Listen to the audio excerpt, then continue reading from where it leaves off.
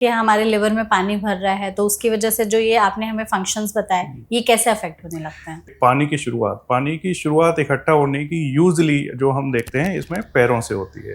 तो अच्छा। अगर आपके पैरों पे स्वेलिंग आ रही आ है रही है। तो आपको चिंता करने की जरूरत है। कि पेट भारी लग रहा है, फूला हुआ लग रहा है, दर्द भी हो रहा है, इसको हम नॉर्मल गैस, ब्लोटिंग, एसिडिटी से कैसे डिफरेंशिएट करके समझे? भूख का लगना एकदम से कम हो जाए, शरीर का वजन गिरने लग जाए, पीलापन आंखों में आने लगे, स्वेलिंग आने लगे पैरों पे, काले रंग के लेटेन आने लगे, तो मतलब कि ये सारे अलार्मिंग साइंस हैं जो कि ध्यान देने की जरूरत है। ठीक। आदमी हर दिन तो ऑब्वियसली वॉशरूम जाता ही होगा, तो उसमें हम क्या ऐसे बदलाव देख सकते हैं कि लिवर से रिलेटेड कोई दिक्कत तो नहीं होती? हाँ देखिए, अगर लिवर पेशेंट को अगर कभी एकदम डार्क ब्लैक कलर का स्टूल आ रहा है, जिसको बोलते हैं हम कोलतार जैसा, अगर चिकनाहट के साथ अगर लेटिन हो रही है काले रंग की, तो वो एक वरीसम फीचर है। या फिर साथ में अगर ब्लैक कलर की वॉमिटिंग हो रही है काले रंग की, जी जी, तो ये डिनोट करता है कि कहीं ब्लीडिंग तो नहीं हो रही। क्या लिवर के अल्ट्रासाउंड से भी पता लगाया जा सकता है कि लिवर में कितना पानी मतलब भर रहा है या पेट के अराउंड में? अल्ट्रासाउंड में हम देखते हैं कि अगर लिवर का साइज एक्यूट स्टेज में काफ़ी बढ़ने लगता है या फिर डिजीज जब प्रोग्रेस होने लगती है तो लिवर सिकुड़ने लगता है, हार्ड होने लगता है, लिवर की नसें फूलने लगती हैं तो वो देखने लगता है, पेट में पानी देखने लगेगा, तिल्ली बढ़ती हुई दिखने लगती है, स्प्लीन जो है स्प्लीन का साइज बढ़ने लगता है। अब लिवर से पानी निकालने का प्रोसेस क्या होता है? अगर पानी बहुत ज़्यादा है, यानी कि पेट बहुत टाइट हो रहा है, सांस लेने में भी दिक्कत हो रही है और स्किन से पानी का ऊज होना स्टार्ट हो रहा है, तो ऐसे पेशेंट में डेफिनेटली तुरंत पानी निकालने की ज़रूरत होती है। इसको हम पैरासेंटेसिस बोलते हैं, जो कि अल्ट्रासाउंड गाइडेड एक प्रोसीजर है जिसमें निडल के जरिए हम पेट का पानी निकालते हैं और पेशेंट को रिलीफ आता है। बट जो मरीज जिनको कि अभी शुरुआत में ही पता लग रहा है, जिनको जैसे पैरों की स्वेलिंग से ही पता लगा और अल्ट्रासाउंड कराया उसमें पता लगा माइल्ड एसाइटिस है, ऐसे मरीजों को हम डाइट चेंजेस के जरिए और कुछ मेडिसिन के जरिए इस पानी को सुखाया जा सकता है। तो early treatment, early medical management से ये ट्रीटमेंट किया जा सकता है।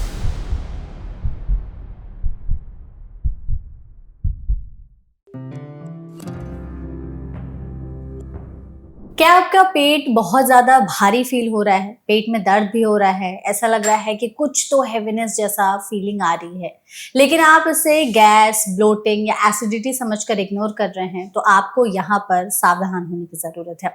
हम सबको पता है कि आज के समय में लिवर से जुड़ी खास करके फैटी लिवर जैसी प्रॉब्लम्स कितनी ज्यादा बढ़ रही हैं, और इसी का आगे चल के प्रोग्रेशन जो है असाइटिस यानी कि लिवर में पानी जैसे रिप्रेजेंट कर सकता है। बट अक्सर लोग इसके शुरुआती संकेतों को गैस, ब्लोटिंग, एसिडिटी जैसे समझ करके नजरअंदाज कर देते हैं, एंटासिड्स खाते रहते हैं, लेकिन बाद में जब प्रॉब्लम बहुत ज्यादा सीवियर हो जाती है तब पता चलता है कि हमारे लिवर में तो पानी भर रहा है, जिसका इलाज बहुत ज्यादा मुश्किल भी होता है और कई बार इसमें लोगों का जान जाने का भी डर रहता है। इसीलिए लिवर से जुड़ी जो बीमारियां हैं उनका अर्ली डिटेक्शन कितना जरूरी है, सिम्टम्स पहचानने कितने जरूरी है, लिवर में पानी भरने लगे तो उसके बारे में हमें जानना समझना कितना जरूरी है, हमने इसीलिए सेशन को भी ऑर्गेनाइज किया है। तो इसको एंड तक आप जरूर देखिएगा, क्योंकि इसमें हम जो बातचीत करने वाले हैं वो आप सभी के लिए बहुत ही ज्यादा इंफॉर्मेटिव होने वाली है, जिसके लिए हमारे साथ इस सेशन में एक बहुत ही स्पेशल एक्सपर्ट मौजूद हैं। हमारे साथ हैं डॉक्टर मनोज गुप्ता, जो कि सीनियर डायरेक्टर है जीआई सर्जरी, रोबोटिक, लैप्रोस्कोपिक और लिवर ट्रांसप्लांट डिपार्टमेंट यथार्थ हॉस्पिटल में। तो डॉक्टर, सबसे पहले तो इस सेशन में आपका बहुत बहुत स्वागत है। Thank you so much doctor हमारे साथ जुड़ने के लिए, और हम पूरी कोशिश करेंगे आपके जरिए हमारी ऑडियंस तक इस सेशन के बारे में, इस टॉपिक के बारे में ज्यादा से ज्यादा चीजें पहुंचा सके। मेरा पहला सवाल आपसे यही होगा डॉक्टर कि लोगों को लगता है लिवर में पानी भर रहा है तो लिवर के अंदर पानी भर रहा है, कई लोग कंफ्यूज हो जाते हैं कि पेट में पानी भर रहा है। तो एग्जैक्टली अगर हमें समझना हो कि लिवर में कैसे पानी भर जाता है और कहीं ये पेट में तो पानी नहीं भर रहा है, इस तरह के जो कंफ्यूजिंग चीजें हैं इसको हम कैसे डिफरेंशिएट करेंगे और समझेंगे? देखिए, बीइंग अ लिवर डॉक्टर, सबसे पहले तो मैं आपको बताऊं कि लिवर हमारी बॉडी का सबसे अच्छा ऑर्गन है। इसकी सबसे अच्छी खासियत है कि ये रीजनरेट होता है, कि यही एक ऐसा ऑर्गन है जो दोबारा बनते हैं इसके। तो इसको ये डैमेज जब होने लगता है तो इसमें जो प्रोडक्शन हाउस होता है हमारे शरीर का, जिसमें कि कई तरह के मेटाबॉलिक फैक्टर्स जो ये प्रोड्यूस करता है, इंक्लूडिंग जो प्रोटीन बनाने का काम है, शुगर के मेटाबॉलिज्म है, या बॉडी के कोगुलेशन फैक्टर्स को मेंटेन करना है, या कुछ डिटॉक्सिफिकेशन करना है ब्लड का, तो ये सब लिवर के अंदर हो रहा होता है। तो जब प्रोटीन का प्रोडक्शन जब कम होने लगता है लिवर डैमेज होने की वजह से, जब लिवर की प्रॉब्लम एडवांस होने लगती है, तो ये जो प्रोटीन रिच फ्लूइड है जो बॉडी में एक्यूमुलेट होने लगता है, हमारे एब्डोमेन में एक्यूमुलेट होने लगता है, ये लिवर के अंदर इकट्ठा नहीं होता है, ये हमारे पेट के अंदर इकट्ठा होने लगता है, पूरी बॉडी में फ्लूइड का रिटेंशन स्टार्ट हो जाता है। ओके। जिसकी वजह होती है कि लिवर हार्ड होने लगता है, लिवर के फंक्शन कम हो जाते हैं, पोर्टल हाइपरटेंशन जो पोर्टल प्रेशर बढ़ने लगता है नसों में, और प्रोटीन का प्रोडक्शन कम हो जाता है। तो जिसकी वजह से ये जो प्रोटीन रिच फ्लूइड जो हमारी ब्लड वेसल्स में होते हैं, जो कि बॉडी में इकट्ठा होना शुरू हो जाते हैं। आपने बताया ये चीज़ कि पेट में ही पानी भरता है, जिसकी वजह से लिवर के फंक्शंस हैम्पर होते हैं। एक बार हमें ये ज़रूर बता दीजिए कि लिवर के क्या ज़रूरी फंक्शंस होते हैं हमारी बॉडी में, और जब पानी इकट्ठा होने लगता है, एसाइटिस में कन्वर्ट होने लगते हैं, तो उसकी वजह से लिवर के कौन-कौन से काम करने की जो चीज़ें हैं, वो हैम्पर हो सकती हैं?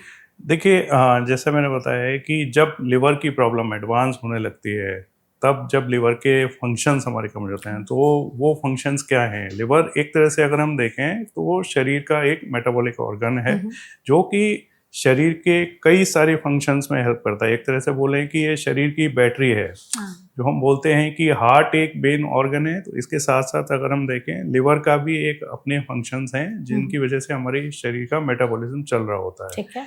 ये हमारे डाइजेशन में हेल्प करता है, ये हमारे जो प्रोटीन का प्रोडक्शन है वो बनाता है, कुछ जो ब्लड का डिटॉक्सिफिकेशन करता है, जो हानिकारक सब्सटेंसेस हमारे ब्लड में होते हैं उनको डिटॉक्सिफाई करता है, ब्लड को जो गाढ़ा रखने के लिए जो सब्सटेंसेस चाहिए, जो कोagulation फैक्टर्स चाहिए, उनको बनाने का काम करता है। तो इस तरह से लिवर के जो बहुत सारे फंक्शन हैं, जिसकी वजह से हमारा जो शरीर है एक नॉर्मल सुचारू रूप से चलता रहता है। तो हम कैसे समझें कि हमारे लिवर में पानी भर रहा है, तो उसकी वजह से जो ये आपने हमें फंक्शंस बताए, ये कैसे अफेक्ट होने लगते हैं? देखिए, वैसे तो बोलते हैं, जैसे मैंने बताया है कि लिवर रीजनरेट होता है। तो लिवर काफ़ी सारी इंसल्ट झेलता रहता है, वो हील होता रहता है।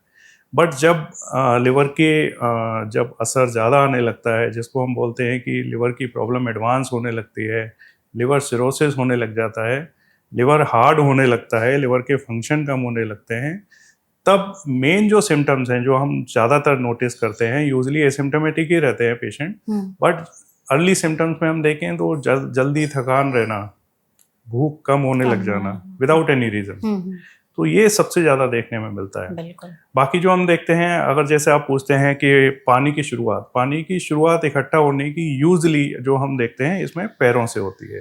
तो अगर आपके पैरों पे स्वेलिंग आ रही है विदाउट, जबकि पैरों की सूजन के रीज़न और भी होते हैं, हार्ट से रिलेटेड भी होता है, किडनी से रिलेटेड भी होता है, बट यूजुअली अगर पैर से स्वेलिंग स्टार्ट हो रही है विदाउट एनी रीज़न, तो आपको चिंता करने की ज़रूरत है। ख़ासतौर से उन मरीजों को जिनको ऑलरेडी कुछ मेटाबॉलिक डिसऑर्डर हैं, जैसे कि डायबिटीज़ है, थायराइड है, या ब्लड प्रेशर है, या फिर वो मरीज जिनका टॉक्सिक सब्सटेंसेस का प्रयोग ज़्यादा है, यानी कि मैं कहना चाहूँगा जो लोग अल्कोहल लेते हैं, शराब का सेवन करते हैं, उनको बिल्कुल ध्यान देने की ज़रूरत है। अगर पैरों पे स्वेलिंग आ रही है, थकान हो रही है विदाउट एनी रीज़न, अगर भूख का लगना कम हो रहा है, लैटिन में ब्लड आ रहा है, काले रंग की लैटिन आ रही है, तो ये सब साइंस हैं कि अब उनको एक सचेत रहने की जरूरत है। बिल्कुल। आपने जो सिम्टम्स हमें बताए, इसमें कई बार, जैसे मैंने अपने इंट्रो में कहा था, कि कुछ ऐसे लक्षण आते हैं कि लोगों को लगता है कि गैस है, ब्लोटिंग है, या कुछ खा लिया होगा तो उसकी वजह से एसिडिटी हो रही है, कि पेट भारी भारी लग रहा है। तो ये जो पेट भारी लगने वाले सिम्टम्स है, मतलब पेट से जुड़े सिम्टम्स हैं, कि पेट भारी लग रहा है, फूला हुआ लग रहा है, दर्द भी हो रहा है, इसको हम नॉर्मल गैस, ब्लोटिंग, एसिडिटी से कैसे डिफ्रेंशिएट करके समझे कि नहीं, हमारा शायद लिवर जो है वो कहीं ना कहीं तकलीफ में है? हाँ, डेफिनेटली बहुत अच्छा सवाल है। एक नॉर्मल लोगों का सबसे पहले यही एक सवाल आता है।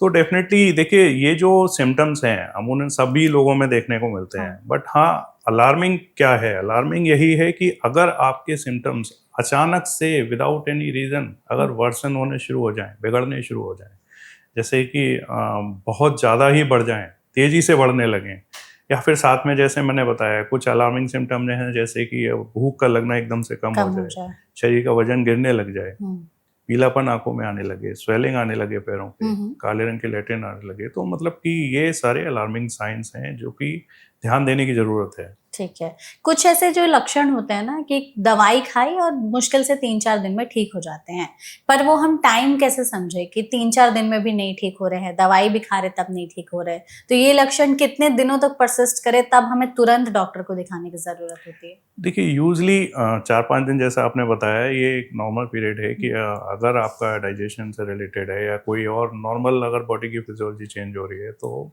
अगर ये दवा वगैरह खाने से, सेल्फ मेडिकेशन वैसे तो मैं कभी प्रमोट नहीं करता, लेकिन अगर आपको ये दिक्कतें बढ़ रही हैं तो तुरंत सलाह लेने की ज़रूरत है कि अगर ये 4-5 दिन से ज़्यादा हो गया है और नहीं अगर रिलीफ आ रहा या फिर सडन वर्सनिंग है तो तुरंत सलाह लेनी चाहिए। बिल्कुल। आपने जैसे कहा कि कई बार काले रंग की पॉटी आने लगती है और पॉटी में भी बहुत तरीके के चेंजेस दिखने लगते हैं। इसको थोड़ा-सा आप बता सकते हैं कि आदमी हर दिन तो ऑब्वियसली वॉशरूम जाता ही जी, होगा, तो उसमें हम क्या ऐसे बदलाव देख सकते हैं कि लिवर से रिलेटेड कोई दिक्कत तो नहीं हो रही हाँ, है? देखिए अगर लिवर पेशेंट को अगर कभी एकदम डार्क ब्लैक कलर का स्टूल आ रहा हो। जिसको बोलते हैं हम कोलतार जैसा अगर चिकनाहट के साथ अगर लैट्रिन हो रही है काले रंग की, तो वो एक वरीसम फीचर है। या फिर साथ में अगर ब्लैक कलर की वॉमिटिंग हो रही है, काले रंग की? जी, जी, तो ये डिनोट करता है कि कहीं ब्लीडिंग तो नहीं हो रही है। इसको हम जीआई ब्लीडिंग बोलते हैं। तो लिवर की प्रॉब्लम में क्या होता है कि जब लिवर का सिरोसिस की तरफ एडवांस होने लगता है तो पोर्टल हाइपरटेंशन डेवलप होने लगता है, यानी कि नसों का प्रेशर बढ़ने लगता है। तो इस पोर्टल हाइपरटेंशन की वजह से जो नसें हैं वो फूलने लगती हैं, तो हमारी फूड पाइप के अलोंग, हमारे लैट्रिन के रास्ते के अलोंग, बाकी के शरीर के कई जगह हिस्सों में ये नसें फूलने लगती हैं और जब प्रेशर बढ़ जाता है तो ये फटती हैं। जब ये फटती हैं तो ब्लीडिंग होती है। अब अगर ब्लीडिंग ऊपर से है और ज़्यादा मात्रा में हो रही है तो लैट्रिन भी काली आने लगती है। हो सकते हैं। और अगर ऊपर है और फ्रेश ब्लीडिंग भी हो सकती है वॉमिटिंग में, जो कि लाल कलर की होगी, और काले रंग की भी हो सकती है। ओके। आपने पैरों के सूजन की बात कही। अक्सर डायबिटीज़ के मरीज़ों के साथ देखा जाता है कि उनके पैर सूज गए हैं, डायबिटिक फुट भी कहा जाता है, कई बार ऐसा हो जाता है। तो पैरों का सूजन, और ऐसा भी नहीं, बहुत बार होता है कि हमने कभी ज़्यादा कुछ वॉक नहीं किया, लोग पहाड़ों में चले गए, बहुत टाइट फुटवियर पहन लिया, तो उस वजह से भी पैरों में सूजन हो जाता है। कितना सूजा हुआ दिखे पैर, कितने दिनों तक, और उसमें भी सूजन के अलावा भी कुछ और ऐसे रेड फ्लैग्स देख सकते हैं कि लिवर में पानी डिनोट होता है हाँ, इससे? देखिए प्रोलॉन्ग स्टैंडिंग या फिर प्रोलॉन्ग एक्सरसाइज हाँ। और इस तरह से अगर ज़्यादा लंबे समय तक आप खड़े रहते हैं और तब थोड़ी बहुत स्वेलिंग आ रही है, ये एक नॉर्मल फिनोमेना हो फिनोमिना, सकता ठीक है। है। और ख़ासतौर से उनमें जिनमें कि जैसा आपने बताया है कि डायबिटीज़ है या फिर हार्ट प्रॉब्लम है या किडनी की प्रॉब्लम है, ऐसे लोगों में हो सकता है कि ये स्वेलिंग आए। लेकिन अगर आप देख रहे हैं कि विदाउट एनी रीज़न अगर स्वेलिंग बढ़ती जा रही है और आपका जैसे सबसे पहला साइन है कि आपके पैरों में नीचे की तरफ स्वेलिंग आ रही है और आप उसको दबा के रखते हैं, दबा के छोड़ने के बाद भी अगर वो गड्ढा बना रह रहा है, दैट मीन्स कि स्वेलिंग काफ़ी ज़्यादा है। तो गड्ढा बना रहता जी, है जी, तब। इसको आप चेक कर सकते हैं अपने जो आपकी जो एड़ी है उसके ऊपर जो हड्डी है उसके पास दबा के आप उसको चेक कर चेक कर सकते सकते हैं। हैं, तो ठीक अगर है। ये गड्ढा बना रह रहा है तो दैट मीन्स कि स्वेलिंग सिग्निफिकेंट है। बिल्कुल। इतनी ज़्यादा है तो आपको तुरंत सलाह लेनी है। एक बार ना आप हमें ओवरऑल बता दीजिए, 4-5 ऐसे क्या रेड फ्लैग्स देखे तब हमें तुरंत अलर्ट हो जाना चाहिए कि लिवर में पानी हो रहा होगा, भर रहा होगा, और क्या ये सिर्फ लिवर के मरीजों में ही हो सकता है या जो नॉर्मल इंसान है, नॉर्मल पेशेंट जिनको कभी कोई लिवर की बीमारी नहीं हुई है, उनमें भी हो सकता है? देखिए इसमें मैं बोलना चाहूँगा कि आप जो रेड फ्लैग की बात कर रहे हैं, रेड फ्लैग डेफिनेटली लिवर में ये सिम्टम्स थोड़ा लेट आते हैं। अर्ली जो सबसे पहले आपको लगेगा, तो सबसे पहले तो आप खुद ये देखिए कि आपको लिवर की समस्या तो नहीं है, किस में हो सकती है, कौन लोग जो प्रोन हैं लिवर की समस्या डेवलप होने के लिए, वो लोग हैं जिनका वजन ज़्यादा है, ओबीज हैं, या फिर जिनको मेटाबॉलिक डिसऑर्डर्स हैं, जैसे डायबिटीज़ है, थायराइड है, ब्लड प्रेशर है, या फिर वो लोग जो कि रेगुलर अल्कोहल का सेवन कर रहे हैं, स्मोक कर रहे हैं, एक्टिविटी नहीं है। और ऐसे लोगों को अपना एक सचेत रहने की ज़रूरत है, बिकॉज इनमें अगर कोई भी सिम्टम्स इस तरह से आ रहे हैं जिसमें कि पैरों की स्वेलिंग आना, जैसे भूख का लगना कम हो जाना, वजन गिरने लगना, जॉइंटिस होने लगना, आंखों पे पीलापन, हाँ। यूरिन का येलो होने लगना, शरीर में खुजली का होना, ब्लैक कलर का स्टूल आना, या फिर नींद का पैटर्न चेंज होना विदाउट एनी रीज़न। अगर नींद का पैटर्न आपका चेंज हो रहा है, आप रात के बजाय दिन में ज़्यादा सो रहे हो, अच्छा। तो बॉडी की जो सर्केडियन रिदम है वो चेंज हो रही है। तो ये सब साइंस हैं कि आपको अलर्ट हो जाना अलर्ट चाहिए। होना चाहिए। एक ना स्टडीज में ऐसा बहुत ज्यादा बोला गया है कि आज के समय में फैटी लिवर की प्रॉब्लम जिस हिसाब से बढ़ रही है, अगर चेक कराया गया सभी को तो 70-80% लोगों में ग्रेड 1 फैटी लिवर पाया जा सकता है। तो अगर जिनको फैटी लिवर की दिक्कत है, कोई भी ग्रेड हो, ग्रेड 1 हो, 2 हो, 3 हो, 4 हो, उन्होंने इलाज नहीं किया है, क्योंकि अक्सर लोग कहते हैं कि चलो हम ऐसे खुद से ठीक हो जाएंगे, चांसेस है कि उनका आगे चल करके असाइटिस में कन्वर्ट हो सकता है ये चीज। देखिए फैटी लिवर क्या होता है? हम्म। फैटी लिवर होता है कि फैट का अक्यूमुलेशन होना लिवर सेल्स के अंदर।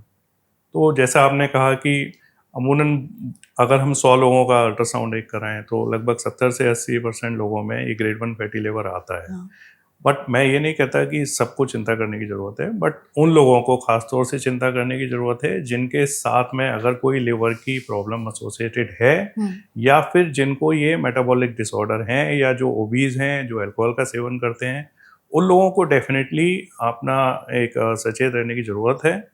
दूसरा, साथ में हमें ये भी देखना होगा कि केवल फैटी लिवर होना, मैं नहीं बोलूँगा कि इसके लिए आपको चिंता करने की ज़रूरत है, बट डेफिनेटली उन लोगों को जिनके लिवर के टेस्ट भी गड़बड़ हो रहे हैं, लिवर के एंजाइम्स एसजीओटी या जीपीटी भी बढ़ रहे हैं, तो ऐसे लोगों को बिल्कुल चिंता करने की ज़रूरत है। जैसे हम देखते हैं कि फैटी लिवर का हर मरीज लिवर सिरोसिस की तरफ एडवांस नहीं होता, बट ऐसे लोगों में जल्दी रैपिडली वो एडवांस हो सकता है। यूजली अगर हम देखें तो फैटी लिवर का लिवर सिरोसिस की तरफ प्रोग्रेशन अगर हम देखें तो ये प्रोग्रेशन काफ़ी लंबे टाइम में होता है। यूजली हम देखें तो इसमें 20 से 25 साल भी लग जाते हैं। अच्छा। और जो अगर आप बात करें परसेंटेज वाइज तो 3 से 5% लोगों में देखा गया है कि ये प्रोग्रेशन लिवर सिरोसिस की तरफ हो सकता है। बट जैसा मैंने कहा, ये प्रोग्रेशन उन लोगों में जल्दी होता है और सीवियर फॉर्म में भी होता है जिनमें ये सारे चीज़ें जो मैंने बताई रिस्क फैक्टर्स हैं उनमें हो सकता है। बिल्कुल। तो जिनको जैसे लिवर सिरोसिस है या लिवर में सूजन आ गई है, लिवर से रिलेटेड कोई भी बीमारी है, उनमें चांसेस है कि उनके लिवर में पानी भरेगा? जी, उनमें ये जैसे मैंने बताया कि असाइटिस बनना एक एडवांस लिवर डिजीज को शो करता है।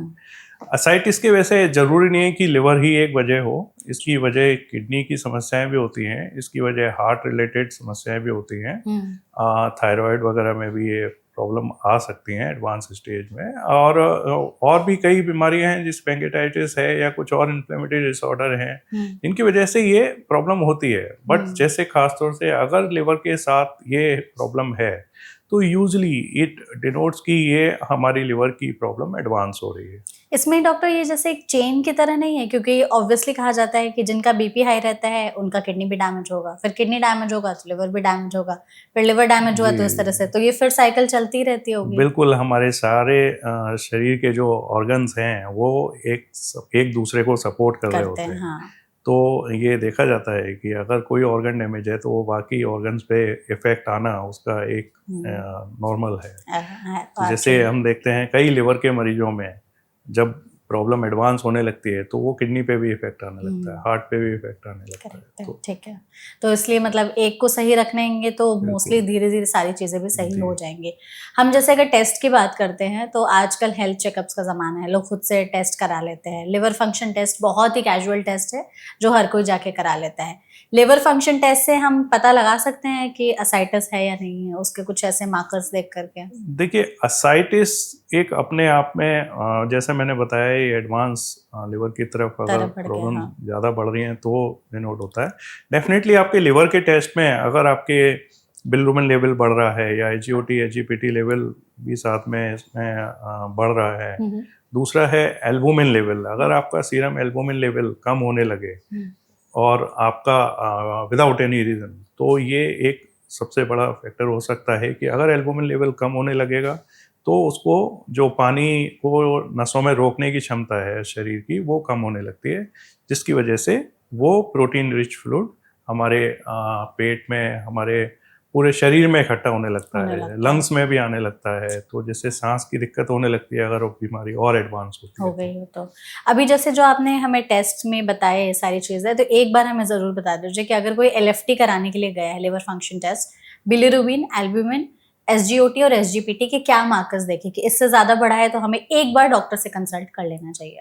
जी, यूजली एल्बुमिन का जैसे मैंने आपको बताया 3.5 तक ये मिलीग्राम पर डेसीलीटर तक ये नॉर्मल नॉर्मल है। लेवल है। अगर इससे कम होने लगता है 3 से वैल्यू अगर कम हो रही है तो दैट मीन्स डिजीज काफ़ी एडवांस हो रही है। और तो बढ़ने लगे तो बढ़ना एक अच्छा साइन है। ठीक है, एल्बुमिन घटना लेवल कम है। नॉर्मल रहना चाहिए, ठीक है, कम होना एक रेड फ्लैग अच्छा है। साइन नहीं है।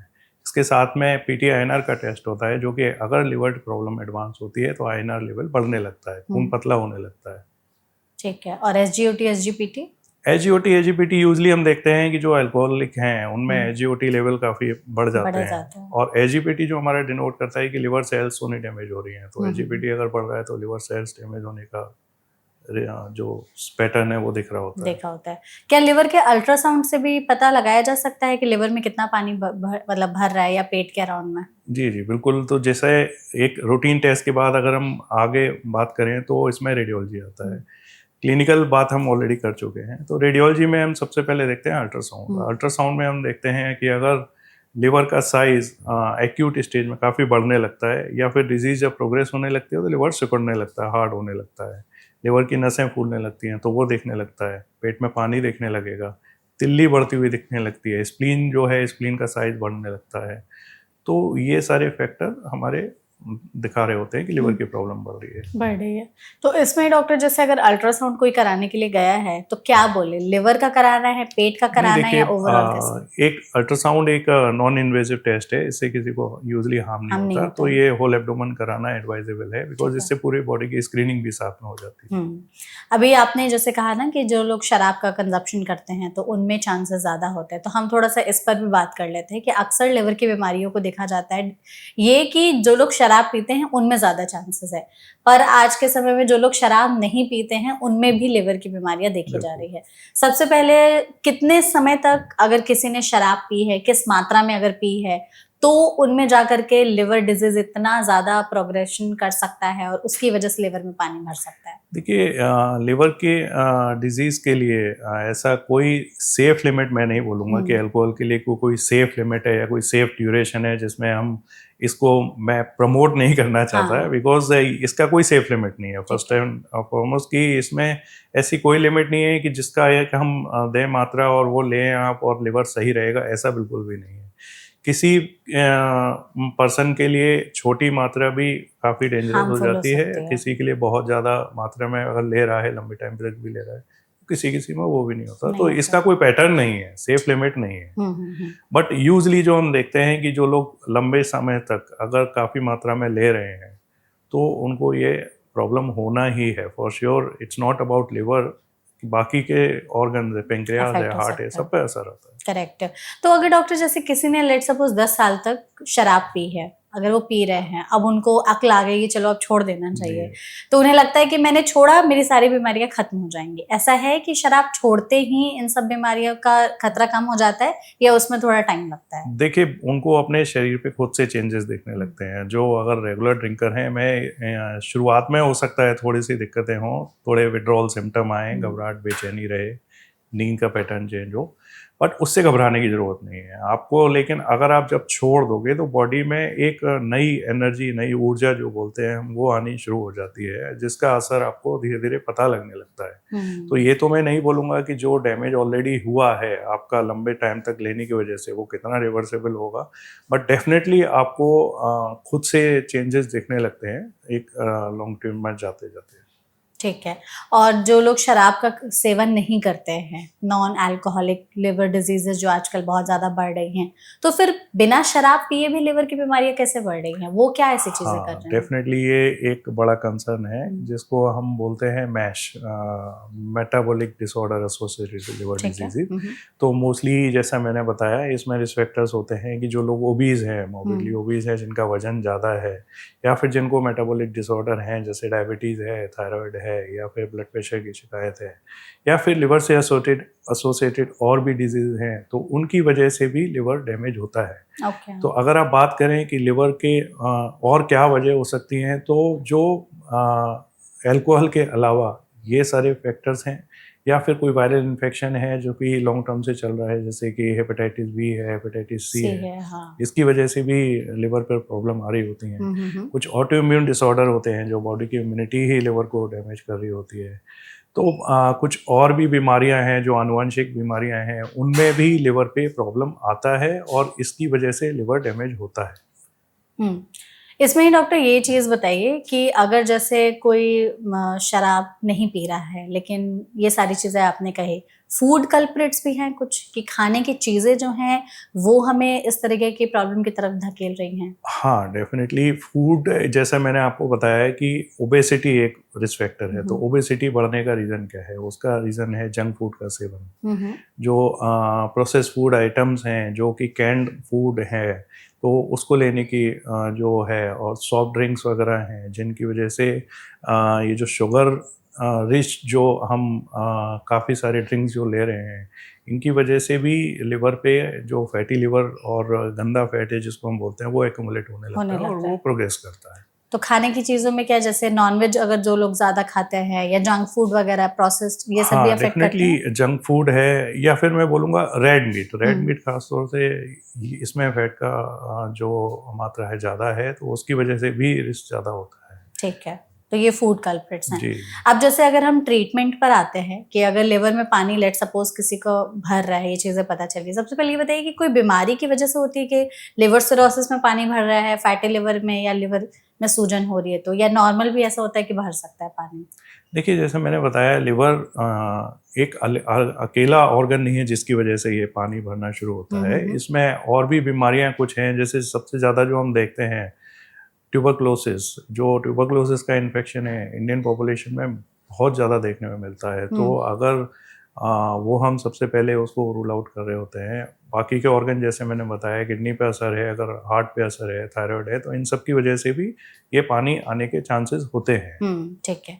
अब जैसे हम बात करें कि पानी भर गया, अब लिवर से पानी निकालने का प्रोसेस क्या होता है? जी, जी, जी, उसको जी। क्या बोलते हैं ये भी बताइएगा? देखिए, सबसे पहले तो मैं बोलूँगा, अगर पानी आना शुरू हो गया है, तो ये देखना है कि ये किस लेवल पे है, बीमारी की स्टेज क्या है, तो उसको हम देखें, उस टेस्ट कराएँ, जिसमें कि ये बायोकेमिकल टेस्ट हैं, ब्लड रिलेटेड टेस्ट हैं, हुँ, अल्ट्रासाउंड है, वाइब्रोस्कैन है, ये सब टेस्ट होते हैं। ठीक है। उसके बाद हम देखते हैं कि ये जो इसमें सिम्पटम्स कितने एडवांस हो रहे हैं। अगर पानी बहुत ज़्यादा है, यानी कि पेट बहुत टाइट हो रहा है, साँस लेने में भी दिक्कत हो रही है, और स्किन से पानी का ooze होना स्टार्ट हो रहा है, तो ऐसे पेशेंट में डेफ़िनेटली तुरंत पानी निकालने की ज़रूरत होती है। इसको हम पैरासेंटेसिस बोलते हैं, जो कि अल्ट्रासाउंड गाइडेड एक प्रोसीजर है, जिसमें निडल के ज़रिए हम पेट का पानी निकालते हैं और पेशेंट को रिलीफ़ आता है। बट जो मरीज़ जिनको कि अभी शुरुआत में ही पता लग रहा है, जिनको जैसे पैरों की स्वेलिंग से ही पता लगा और अल्ट्रासाउंड कराया, उसमें पता लगा माइल्ड एसाइटिस है, ऐसे मरीजों को हम डाइट चेंजेस के ज़रिए और कुछ मेडिसिन्स के ज़रिए इस पानी को सुखाया जा सकता है। तो early treatment, early medical management से ये हुँ। ट्रीटमेंट किया जा सकता है। तो दवाई के ज़रिए कैसे सुखाया जा सकता है? मतलब पानी सूख जाता है और खुद से ही जी, जी। निकल जाता है या? इसमें कुछ दवाइयाँ दी जाती हैं, डाययूरेटिक्स दिए जाते हैं, जिनसे कि किडनी के ज़रिए, ये यूरिन के ज़रिए ये पानी निकल जाता है। हुँ। और जो आपने कहा सर्जरी का जो प्रोसेस होता है। सर्जरी नहीं, उससे पहले मैं बोलूँगा कि डाइटरी साथ में जो मैंने एडवाइस दी, कि हुँ, हम अगर कुछ डाइटरी एडवाइस फ़ॉलो करें, जैसे सॉल्ट का रिस्ट्रिक्शन हम रखें, अगर कम हम करें। नमक का सेवन कम करें, हाँ। जिसमें कि अगर मैं बोलूँगा सेफ लिमिट कितनी है, तो 2 ग्राम से कम अगर हम नमक 1 दिन में ले रहे हैं, तो वो एक सेफ लिमिट हो सकती है। यानी कि 1 चम्मच, 1 टीस्पून के बराबर अगर हम नमक, इससे ज़्यादा हम नहीं ले सकते। बस? इससे ज़्यादा नमक नहीं लेना है। पानी का इंटेक कम करना है आपको, पानी 1 से 1.5 लीटर, इससे ज़्यादा पानी नहीं ले सकते।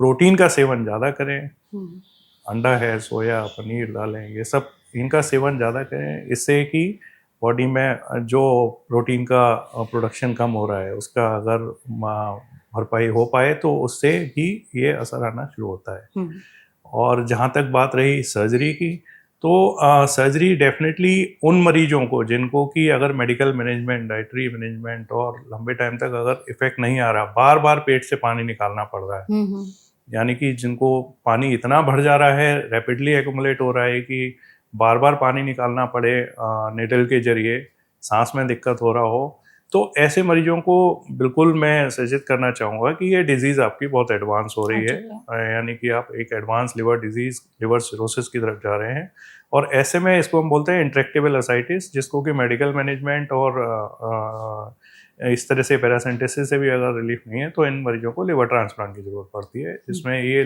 खराब लिवर हटा के नया लिवर लगाया जाता है। इसमें ये जरूर बताइए कि क्या जो लिवर में पानी भरने की प्रॉब्लम साइटिस है वो इतनी ज्यादा एडवांस हो सकती है, इतनी ज्यादा सीरियस हो सकती है कि लिवर ट्रांसप्लांट की नौबत आ जाती है? अगर हाँ तो फिर वो प्रोसेस कैसे होता है? देखिए, जिन मरीजों को अगर पेट से बार बार पानी निकालना पड़ रहा है या फिर जिनका कि किडनी के भी टेस्ट खराब होने शुरू हो गए हैं और दवाओं से भी आराम नहीं आ रहा, तो ऐसे लोगों को लिवर ट्रांसप्लांट की ज़रूरत पड़ती है। लिवर ट्रांसप्लांट में जो डिजीज़ लिवर है, liver cirrhotic and stage liver disease हो चुकी है, तो इसमें इस खराब लिवर को हटा के नया लिवर लगाने की प्रक्रिया की जाती है। और इसको ही हम लिवर ट्रांसप्लांट बोलते हैं। तो इसमें डोनर और रिसीवर का भी कुछ रहता है कि कौन लोग तो डोनेट कर ये सकता जो है? प्रोसेस है लिवर ट्रांसप्लांट का, ये 2 तरीके से होता है, जिसमें एक होता है डिजीज डोनर लिवर ट्रांसप्लांट और दूसरा होता है living donor liver transplant. Disease donor liver transplant उन लोगों का जो ब्रेन डेड हो चुके होते हैं, जो अपने अंग दान करते हैं, ऑर्गन डोनेशन के लिए जाते हैं। तो ऐसे मरीजों से जो ब्रेन डेड होने के बाद उनका लिवर निकाल के और जो खराब लिवर है पेशेंट का उसको हटा के वो लिवर जब लगाया जाता है, इस प्रोसेस को हम डिजीज डोनर लिवर ट्रांसप्लांट बोलते हैं। और अगर जिनके पास ऐसी सुविधाएं नहीं है, जैसे हम देखते हैं हमारे कंट्री के इस पार्ट में ये ऑर्गन डोनेशन बहुत कम है, इसकी अवेयरनेस की ज़रूरत है, तो उन लोगों को लिवर कहाँ से मिलेगा? उनको लिवर उनके फैमिली मेंबर जो ब्लड रिलेशन में हैं, जिनका 18 साल से 50 साल के बीच की एज है और जिनको लिवर की प्रॉब्लम नहीं है, ऐसे लोग आगे आके उनको अपने शरीर का हिस्सा, ये जो लिवर का एक पार्ट दान कर सकते हैं। इसमें हम यूजली लिवर का राइट वाला हिस्सा लेके उसका पेशेंट के खराब लिवर की जगह लगाते हैं। इसको हम लिविंग डोनर लिवर ट्रांसप्लांट बोलते हैं। तो अगर क्या लिवर ट्रांसप्लांट के बाद भी पेशेंट में फिर से पानी भरने की प्रॉब्लम हो सकती है? हाँ, देखिए, अगर लिवर ट्रांसप्लांट पहली बात सक्सेसफुल नहीं हुआ तो उनमें लॉन्ग टर्म में जब ये लिवर खराब होने लगता है तो भी फिर लिवर की समस्या आएगी। यूजली जिनमें ये प्रॉब्लम है और इनको जब लिवर ट्रांसप्लांट किया जाता है तो उनका पानी बनने का जो प्रोसेस है वो इनिशियल स्टेज में ऑपरेशन के जस्ट बाद कुछ टाइम तक रहता है। तो ये पानी बनता है, धीरे धीरे ये सूखता है। जैसे जैसे पोर्टल प्रेशर कम होने लगता है तो ये 3-4 हफ्ते के ड्यूरेशन में ये पानी सूख जाता है और कंप्लीटली रिलीफ पेशेंट को मिल जाता है। ठीक है, तो आई थिंक इस सेशन में हम लोगों ने असाइटिस पर जो भी चीज़ें डिस्कस की वो आई एम श्योर हमारी ऑडियंस के लिए बहुत ज़्यादा मददगार होगा। हम चाहते हैं डॉक्टर की जाते जाते as a final go to home message आप हमारी ऑडियंस के लिए ये ज़रूर बताएं कि जो भी लोग इस वीडियो को देख रहे हैं, अगर वो चाहते हैं कि वो खुद को बचा करके रखें, अपनी फैमिली को बचा करके रखें, कि उनके शरीर में या उनके लिवर में पानी भरने की प्रॉब्लम ना हो, कुछ ऐसे 4-5 गोल्डन टिप्स कि अपने लिवर को हेल्दी कैसे रखें सो दैट लिवर से जुड़ी ये परेशानियां ना हो उनको। देखिए, सबसे पहले तो जैसे मैंने पहले बताया है कि लिवर एक बहुत अच्छा ऑर्गन है शरीर का जो रीजनरेट होता है। तो ये तब तक डैमेज नहीं होता जब तक आप खुद से डैमेज इसको नहीं कर रहे हैं। तो मेरा एक मैसेज सबसे पहला ये है कि आप लिवर को हेल्दी रखें। इसके लिए आपको ज़्यादा ज़रूरत ये है कि आप टॉक्सिक सब्सटेंसेस का प्रयोग ना करें। आप शराब का सेवन ना करें, आप सिगरेट का सेवन ना करें। साथ में आप अपनी लाइफस्टाइल हेल्दी रखें, अच्छा खाएं, एक्सरसाइज करें, हाइड्रेशन अच्छा रखें, वजन का कंट्रोल रखें, अपने जो मेटाबॉलिक डिसऑर्डर्स हैं, डायबिटीज, थायराइड, इनको कंट्रोल में रखें, अपनी लाइफस्टाइल हेल्दी रखें। और साथ में जो मैं बोलूँगा कि जिनको और जो लिवर की समस्याएं हैं उनका ट्रीटमेंट लें, जैसे हेपेटाइटिस बी है, हेपेटाइटिस सी है, इनका इलाज है। कुछ बीमारियां जो प्रिवेंटेबल हैं, जो कि वैक्सीन अगर हम लेते हैं और उससे बच सकते हैं, जैसे हेपेटाइटिस बी का अगर हम वैक्सीन लेते हैं तो हम लिवर की समस्या से बच सकते हैं। तो ये कुछ मैसेज मैं बिल्कुल देना चाहूँगा कि अच्छा खाएं और अपनी लाइफस्टाइल हेल्दी रखें, तो लिवर आपका बहुत अच्छा ऑर्गन है जो हमेशा साथ देता है। और अंत में एक मैसेज मैं डेफिनेटली देना चाहूँगा कि अंगदान, जो एक अंगदान एक महादान है, तो एक अंगदान के लिए सब लोग आगे आए। इन लिवर को और साथ के जो ऑर्गन्स हैं इनको हेवन में ले जाने की जरूरत नहीं है, यहाँ जरूरत है। तो अंगदान के लिए आगे आए, तो इसको प्रमोट करें। बिल्कुल, ये सारी चीज़ें ध्यान में रखें और ऑर्गन डोनेशन सच में एक अच्छी चीज़ है, उसके लिए वॉलंटरीली अगर कोई आगे आता है तो आप दूसरों की भी मदद कर सकते हैं। Perfect. Thank you so much doctor हमारे साथ इस सेशन में जुड़ने के लिए और इस टॉपिक पर इतनी वैल्यूएबल इन्फॉर्मेशन हमारे साथ साझा करने के लिए। आई होप आपने भी इस सेशन को एंजॉय किया होगा। Thank you. Thank you so much and thank you so much audience इस वीडियो को यहाँ तक देखने के लिए। अगर आपके मन में असाइटिस से रिलेटेड कोई और सवाल है जो आप पूछना चाहते हैं तो कमेंट सेक्शन के जरिए आप पूछ सकते हैं। ऐसे और भी वीडियोस के लिए एडमिटी लाइफ को फॉलो और सब्सक्राइब जरूर करिएगा। Thank you.